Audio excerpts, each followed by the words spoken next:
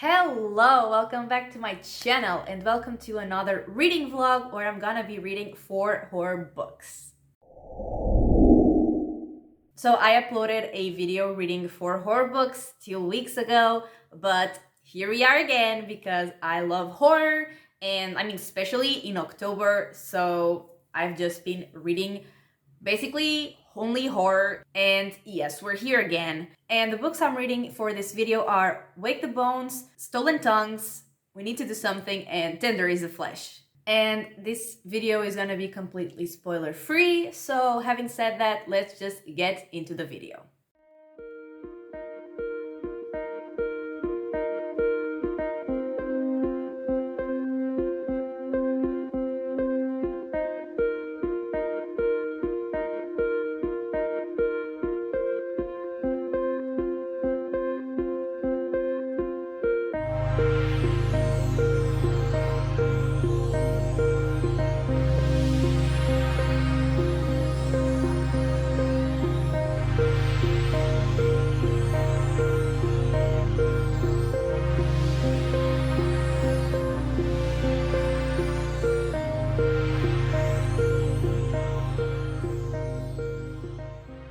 Okay, so I am 50% into the first book, which is Wake the Bones, and this is a horror fantasy, and it was also one of my anticipated releases for this year.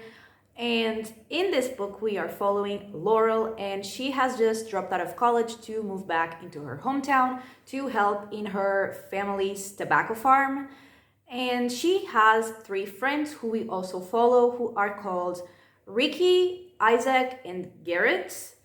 And they also help out at the tobacco farm. And some weird things start happening around the farm, like weird stuff appearing, and the 4 of them try to figure out exactly why those things are there, like what is happening. They investigate, but they don't really find a reason.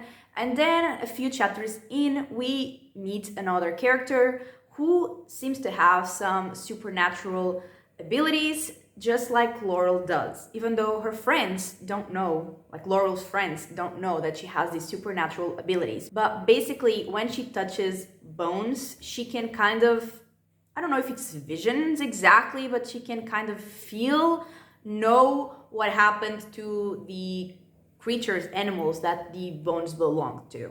And then a weird, creepy creature that actually reminded me of the creatures from the Twisted Ones, which I read 2 weeks ago, appeared. And, I was expecting it to be as good as the Twisted Ones, but so far I'm actually not loving the book. And in addition to those creatures that are appearing and weird stuff happening, Laurel has also been having weird dreams, and we learn that a devil wants her. And this is in the synopsis of the book, so I'm not considering it a spoiler. But basically, we get some answers towards the halfway point of the book, so like where I stopped. But like the plot is interesting, but it's not scary.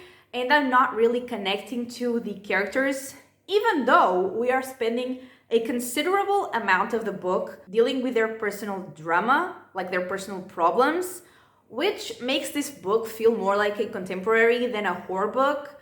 And I don't really tend to read contemporaries because it's usually not the kind of book that I enjoy. So I'm also not really loving this book, also because of that. And I am wondering if their personal issues are gonna be connected to the main story, like the scary story.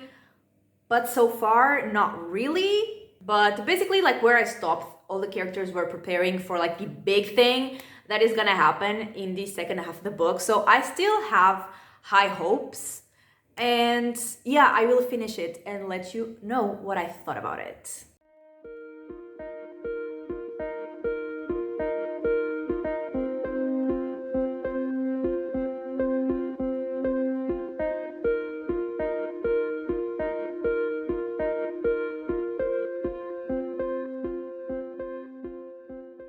Okay, so I have finished Wake the Bones, and the main thing that I have to say about it is that it wasn't scary enough. And in two ways. Firstly, like the scary scenes or supposedly scary scenes were not actually scary. And secondly, there weren't enough of those scary, not scary scenes. And also, the personal stuff of the characters continue to take up a lot of the time of the book. So, yeah, I didn't really care about that. And there were two ships, and I didn't really care about either of them. I mean, there was one that like was okay, like I didn't care about it, but also, it was fine. But the other, which was Laurel's, I really, really did not care one bit. And even though we got so much of the characters' personal things going on, I never connected to any of them. I never cared about any of them. So anytime something dangerous was happening, I didn't really care if anything happened to any of them. Like they could all die and I wouldn't care. But in terms of the main plot with the devil, like we got to see basically how things got to the point where they were, but even that wasn't grabbing my attention anymore. Like I would be reading, but like I was reading but not really processing what I was reading. So then I would have to go back and reread it because I was not really paying attention and I was just bored most of the time. And I mean, I guess the ending was nice, like if I cared, but I didn't. And it was not enough to make me like the book, so I gave it 2 stars. But I think that maybe if you like contemporaries with just a little bit of horror, maybe you will like this book, but for me personally, it did not work. But anyway, next we are gonna be reading Stolen Tongues, and this is a paranormal horror. And basically, I just know about this book because someone that I follow loves it, and we tend to have somewhat similar taste in horror, so I have high hopes for this one.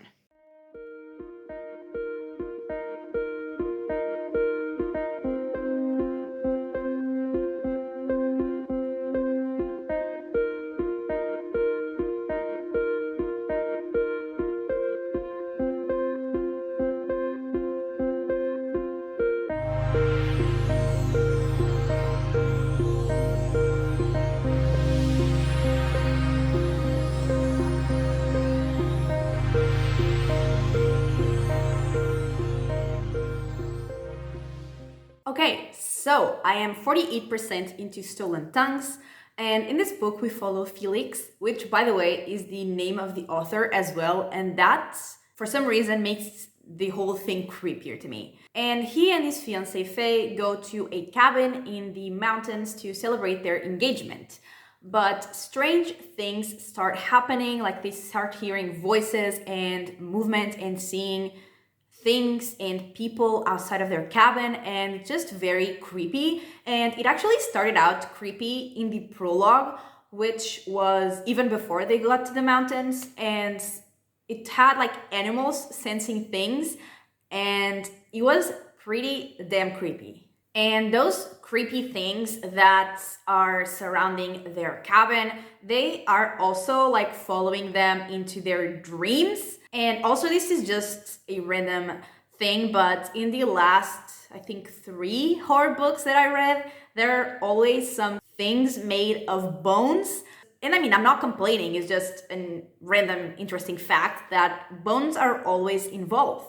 But yeah, I am actually really liking this book because all the descriptions are very vivid and scary.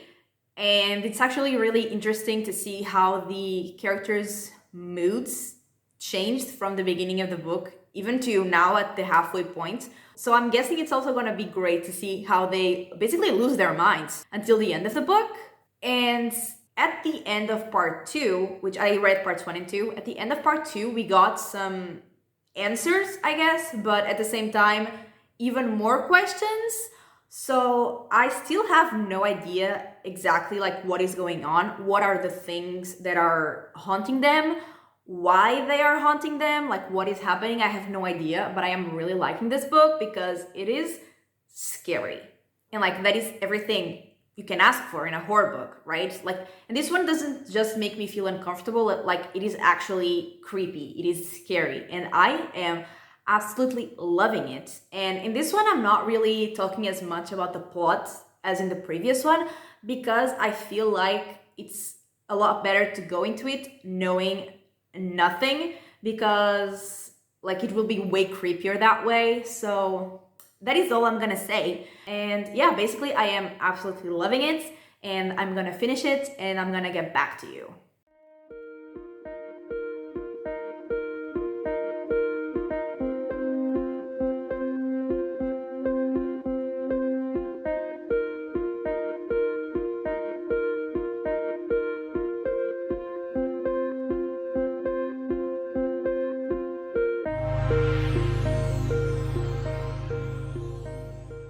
Okay, so I have finished Stolen Tongues, and yes, like again, I don't want to give a lot away or really anything, because it will just be so much scarier this way. So I don't have a lot to say, but basically we got some more answers of why those things were happening and why they were happening specifically to those people. And there was a point where the characters, and therefore me reading, couldn't really trust anyone or anything, and it just continued to be very creepy, very scary, very unsettling. And the audiobook was really, like, it was great because it was also really scary as well.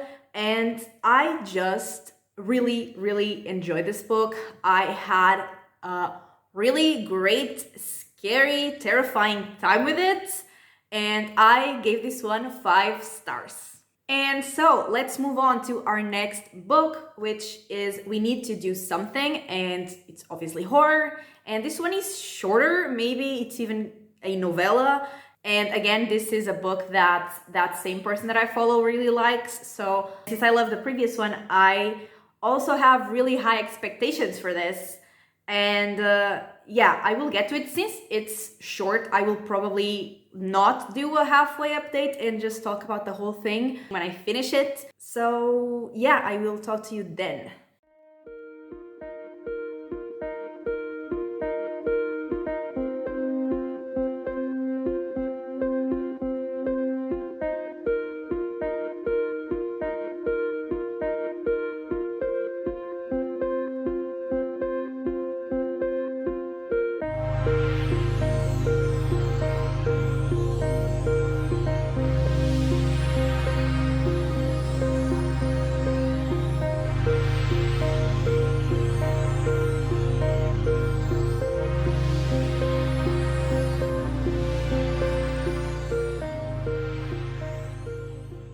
Okay, so I have read We Need to Do Something, and this book was extremely weird. And basically we follow Mel, who is locked in a bathroom with her whole family, so her mom, her dad, and her little brother.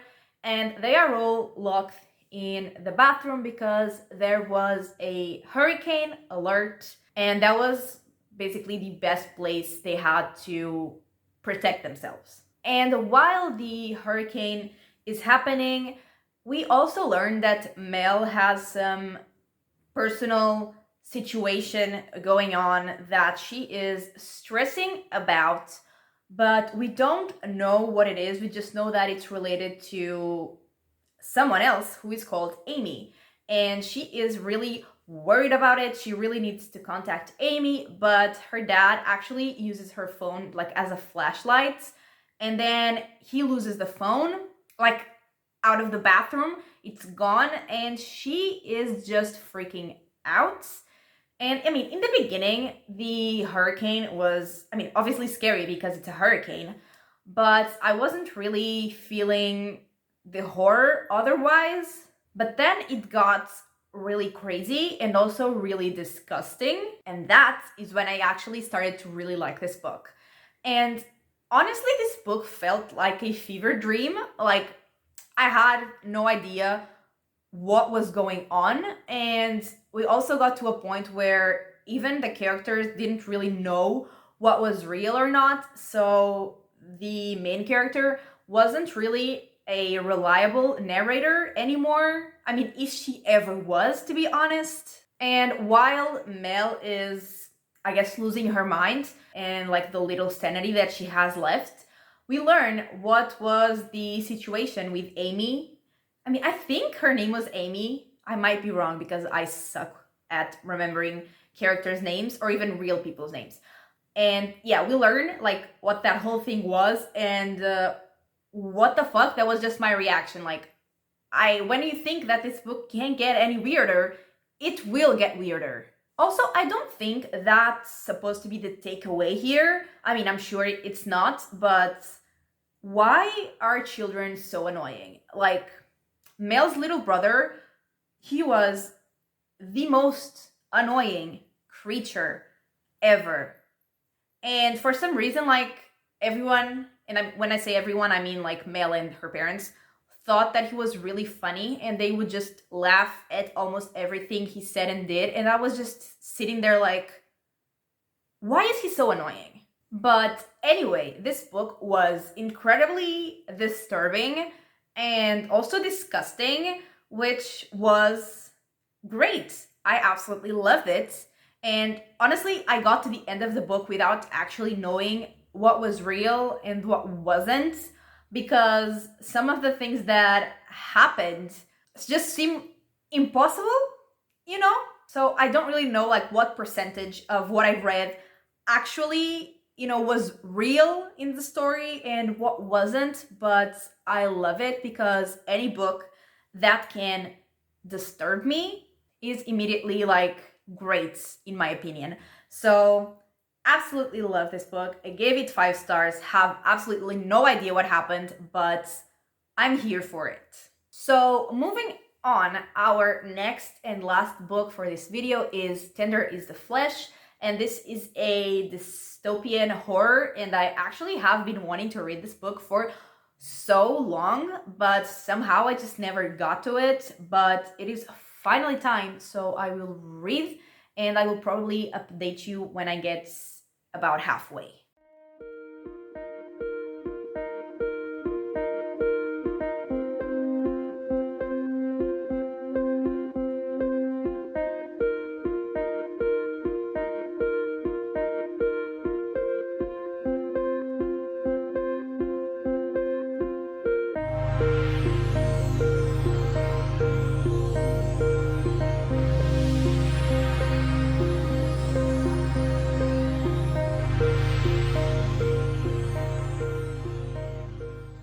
Okay, so I am 57% into Tender is the Flesh. I have read part 1 of 2.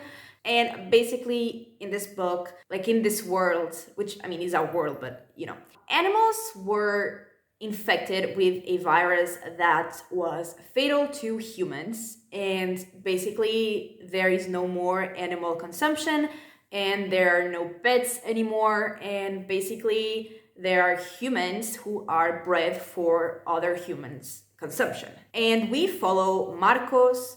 And also, just a side note, in last week's video, I had to say the name of a character like in a French accent, and now I have to say it in a Spanish accent. And both my French accent and my Spanish accent are horrible, so I apologize, but also I don't just want to say Marcos because he's not Marcos, So just bear with me. So we follow Marcos, and he is the right-hand man of the boss of one of those places where it's like a slaughterhouse for the humans who are bred for consumption. And we just follow him around, and actually like he goes to several places that are part of there's several steps for the process of those humans to be ready for the consumer, let's just say it like that. And so we follow him around as he goes through all of those places, seeing how everything's going, talking to people, and basically showing us how the whole process works. And then he gets home and he is gifted a woman of one of those humans bred for consumption, and she's like a pure breathe something, and he can basically do with her whatever he wants, but he doesn't really know what to do with her. And I feel like, not a lot has happened. I'm not loving it. It is for sure like disturbing, but I don't know. I feel like it's a lot of world building and not a lot of plot. Like, what are we doing? What are we building towards? What is the goal here? What is exactly happening? I don't know. And there was a scene almost at the end of part 1 that was just so sad that like this book is more like sad than scary, really. And I mean, the concept is scary, but I don't know. I'm not feeling it. I'm not vibing with it. But I have heard that the ending is like mind-blowing, crazy. So I still have high hopes for that. And yeah, I will let you know what I think about it when I finish.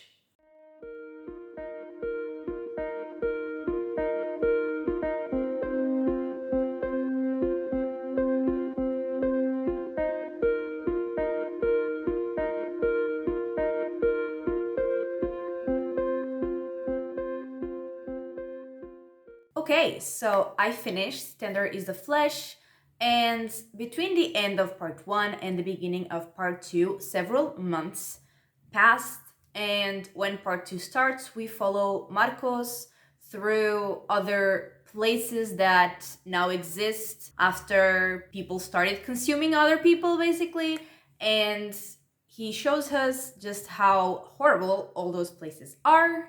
Also, just kind of related to that, like we meet so many people like that work at all of those places, and I didn't memorize the name of any of them, like not one single person, because I just feel like none of them were actually relevant.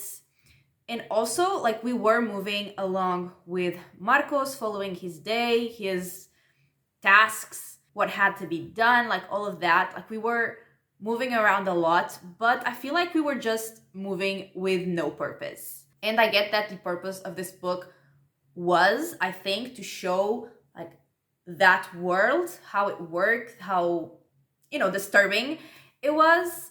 But I personally like books with more action. So yeah, I still did not love it. I didn't dislike it, I just didn't love it as I thought I would, because it is like a disturbing concept. And like I said for the previous book, I love books that disturb me. But I mean, it was disturbing. It just lacked the action, like progression of the plot. So I didn't really love it. But I have to say that the ending was indeed crazy, wild. I did not see it coming, and yeah, I really like the ending, actually, just because it's the type of ending that I really like in horror books. So yeah, I really enjoyed that part, and I gave this book 3.5 stars. So let's just wrap everything up. And so we finished with Tender is the Flesh, which I thought was okay. Didn't love it, didn't dislike it either. And I mean, we started the video with a book that I did not enjoy, which was Wake the Bones, but I did read 2 5-star books, which was great, so I'm really happy about that. And also, I got to read some horror books that I have been wanting to read for some time, so again, I'm very happy about that. Even like Tender is the Flesh, I didn't love it, but I just wanted to read this book for so long, and I finally did, so that is positive. And yeah, I just like literally any excuse to read horror, like I'll take it. So yeah, I think overall the outcome of this video was very positive. I am happy with all this horror, and yeah, I hope you also enjoyed watching. And this is everything for this week's video. And if you did enjoy it, give it a like and subscribe, and I will talk to you next time. Bye!